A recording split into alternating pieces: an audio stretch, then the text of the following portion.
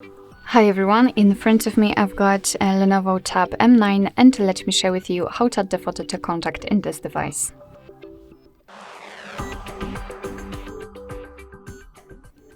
So first of all, let's open your contact list and find the contact you'd like to edit and tap on it. So let me pick maybe this one. Then let's tap on this edit icon in the right upper corner. And let me quickly remove the photo so you will see what you will have to do. Right now all we have to do is to tap on the circle and we will have two options like take a photo, and then your device will open the camera app, or choose a photo from the gallery. And I will pick this option, so let me tap on it. Let me tap on this one.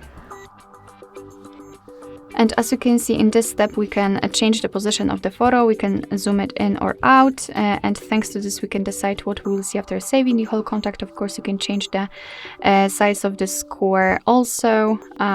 It's up to you, of course. Position it like you want to, and then tap on Save Copy. As you can see, the photo will immediately appear in the circle, so remember to tap on Save. And as you can see, this is how our contact will look like with applied photo. Alright, so that will be all. Thank you so much for watching. I hope that this video was helpful, and if it was, please hit the subscribe button and leave the thumbs up.